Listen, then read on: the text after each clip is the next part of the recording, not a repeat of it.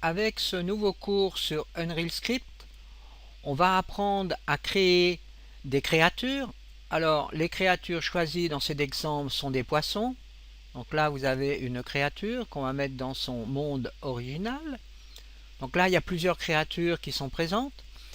Et nous allons apprendre à les déplacer, à leur donner une certaine animation assez aléatoire pour que ça soit beaucoup plus réaliste. Nous avons aussi réalisé ici un node du type sphère qui va nous permettre justement de les orienter. Effectuons un test.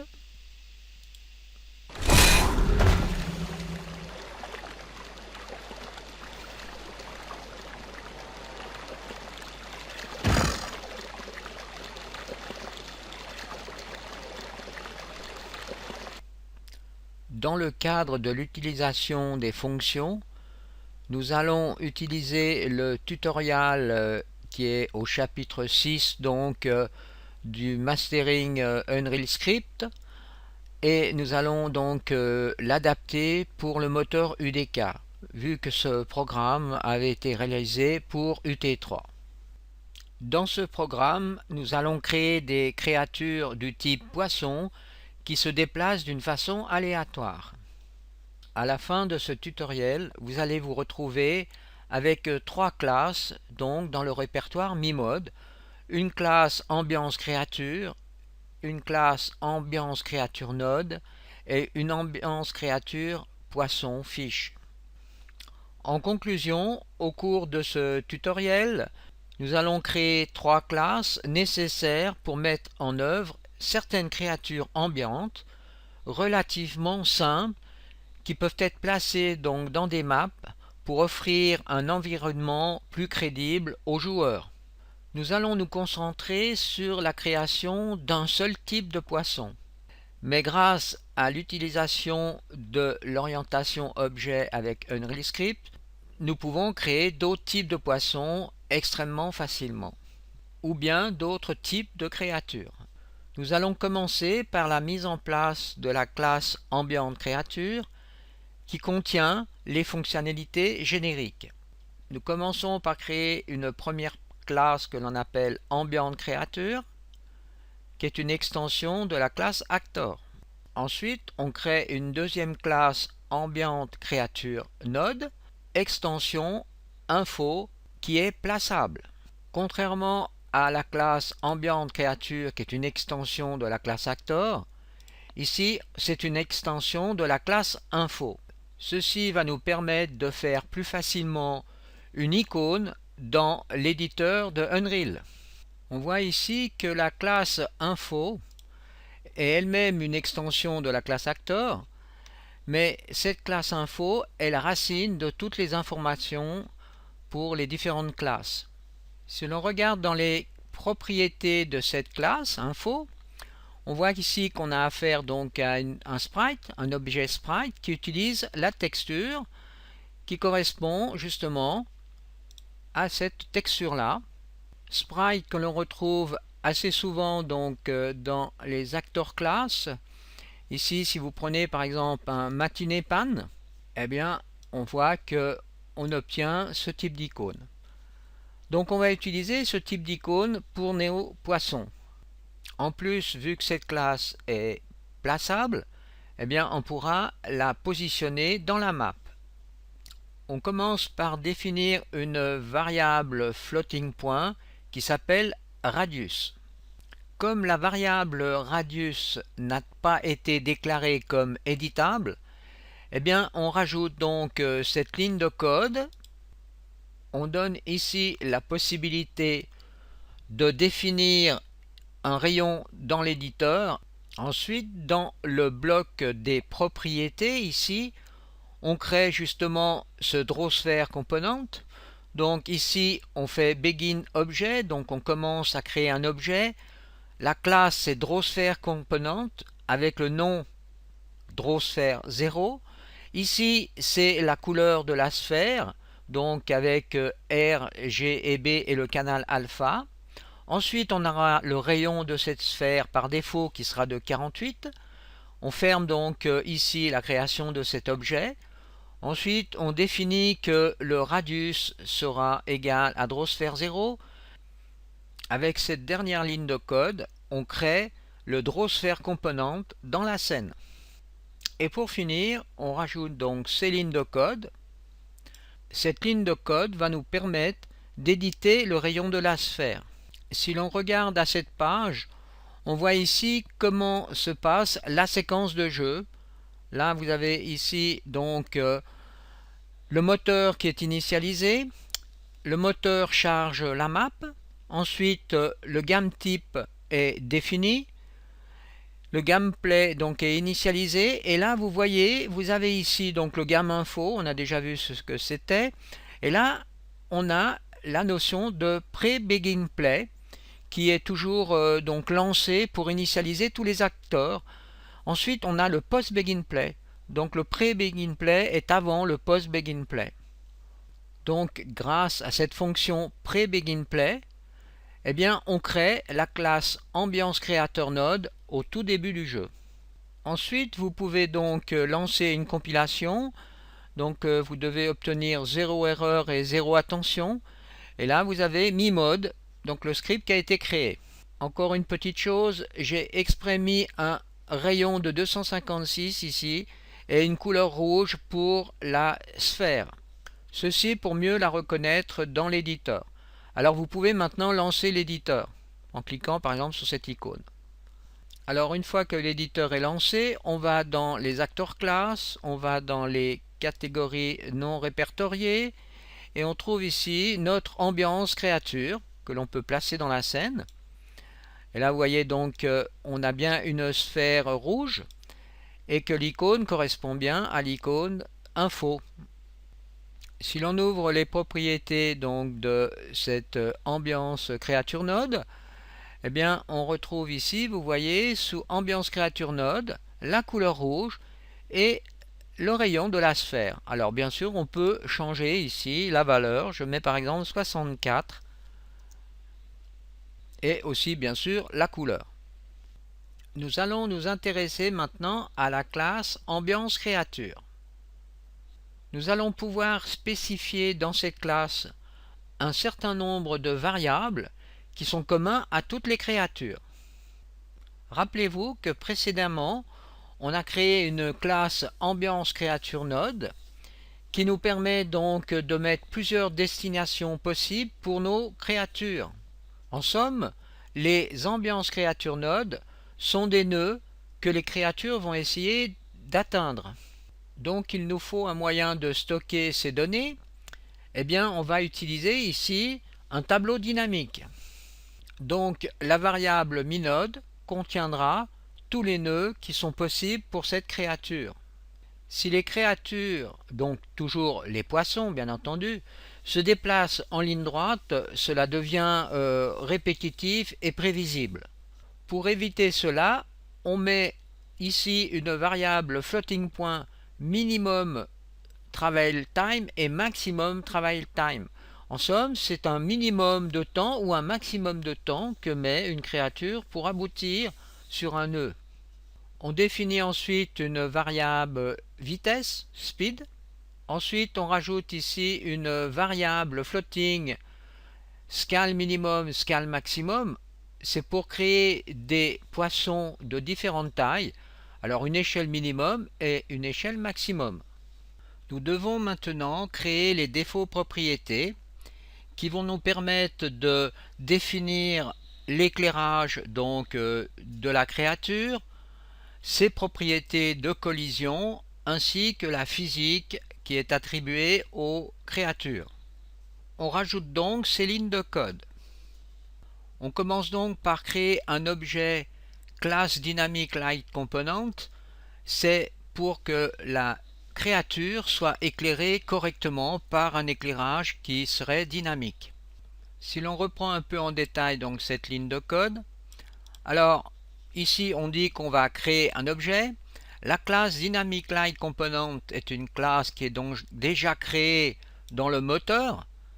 On retrouve donc cette classe, vous voyez, dans les composants dynamic light environment component. Donc c'est cette classe qu'on utilise. Ensuite, à la fin, on donne ce nom à l'objet que l'on vient de créer. Ensuite, on définit ici que la variable lightEnvironment prend le nom de MiLightEnvironment.